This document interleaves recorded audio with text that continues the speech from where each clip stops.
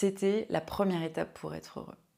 La seconde, je t'ai invité à le faire, c'est à rendre ces valeurs concrètes dans ton quotidien. Parce que avoir une notion de ce qui compte pour nous, comme moi par exemple la liberté, c'est chouette, mais pouvoir me dire, tiens, au quotidien, comment s'exprime cette liberté?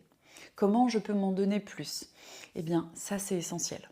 Sinon, on reste dans la partie théorique, un petit peu trop à la surface des choses, sans pouvoir vraiment vivre dans le corps, vivre dans le quotidien ces moments de joie.